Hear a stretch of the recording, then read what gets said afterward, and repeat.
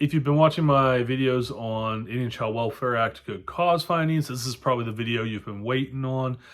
This is the one where I talk about what is good cause. Hi, my name is Ryan Cannonie. I'm an attorney with Worth Law Office, and I've done some other videos. We talked about the Indian Child Welfare Act. We talked about how to move through the tiers of placement preferences. You have to show good cause. If you have questions, if you just stumbled upon this video first, back up, go watch the others. Otherwise, you'll be kind of lost right now. So I have my cheat sheet up here in front of me, so don't judge me.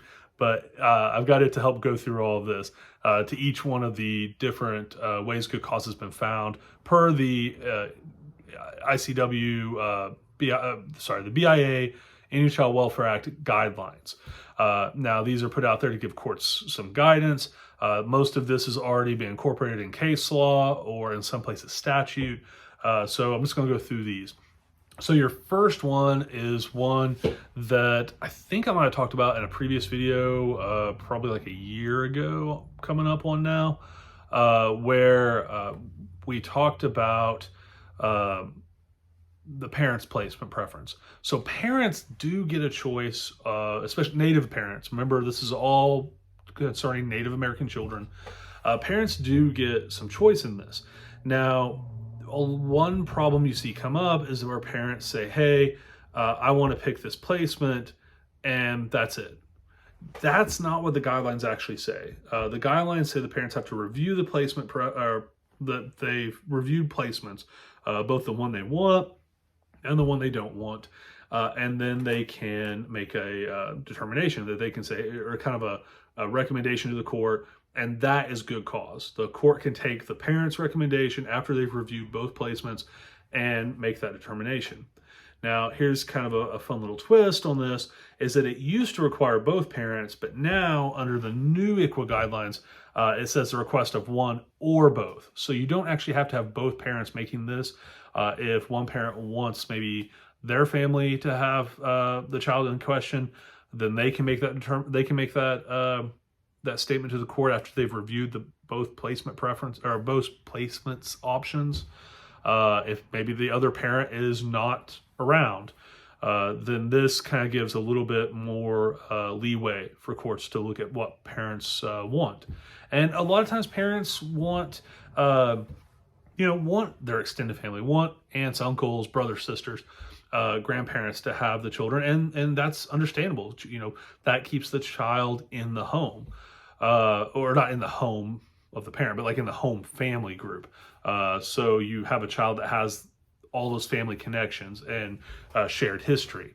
But sometimes, and this is something that I went on a training about a while back, where when you have communities, especially in communities of color, where you have, or minority communities, you may not have all those blood relations, but you have other relations. You have your aunties and your uncles that may not technically be blood related, but they serve as almost like a godparent kind of situation. And so this gives the parent a little more leeway to be able to try to find someone that they trust to have their children, and their children trust to make this whole process a little easier on them. Now, what's the next one? So the request of the child, if they are sufficient age and capacity to understand what they're doing. So they have to be old enough to kind of understand everything. But if you have, let's say, a teenager, then they can go to the court and say, hey, this is where I want to be. Now, some states have put restrictions on this. Any child over 12, any child over 14. There are certain laws on that. You'll have to kind of talk to an attorney about the laws in your specific area. Extraordinary physical, mental, or emotional needs of the Indian child. Specialized treatment. This is a child that either has emotional or mental needs that need to be met in a certain type of placement, or physical needs if they have a lot of medical issues. That could also come into play here. I've seen this with DHS a lot, where there is a child that has substantial medical needs. They have to have specialized equipment. They have to have people trained not just to use the equipment, but just how to watch and care for that child. And there's not a suitable family member or tribal home that can accommodate this. And the tribe will a lot of times agree, say, hey, yes, we have a good cause reason to deviate from the placement preferences we're supposed to pick and to put the child here. They are the unavailability of a suitable placement. So if there's not a home on that list that we've talked about, they have no extended family that is either they don't have any, or they don't have any that can watch them, or the extended family has reasons that they can't be approved to watch and take care of the kids, then this would be one that can come into play. This one, actually, I saw more than anything else when I was a prosecutor, just because of the lack of foster homes in general, but even more so the lack of tribal foster homes. And so this one comes into play pretty often. Now, one thing on this is that when we talk about unsuitable, DHS has their own policies and procedures of what is a suitable foster care placement. And a lot of times, out of an abundance of caution, they don't make sense to a lot of us.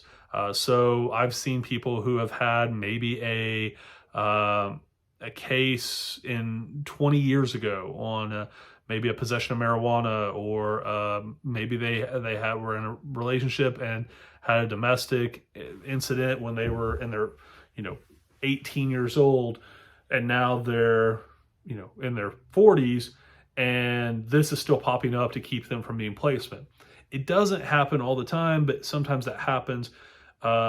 And so the caveat on this one is, it's not just that the place is unsuitable per, just some standard. It has to be unsuitable per the cultural standards of the Indian community where the child is from.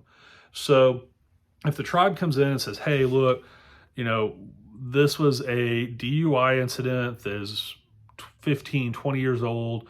The person doesn't even drink anymore. This meets our standards of a safe environment, then that whole unavailability kind of goes out the window. It's something to kind of consider, even though DHS says no. You're looking at cultural standards from the tribe, and the tribe may agree with DHS and they may not. So those are something to consider.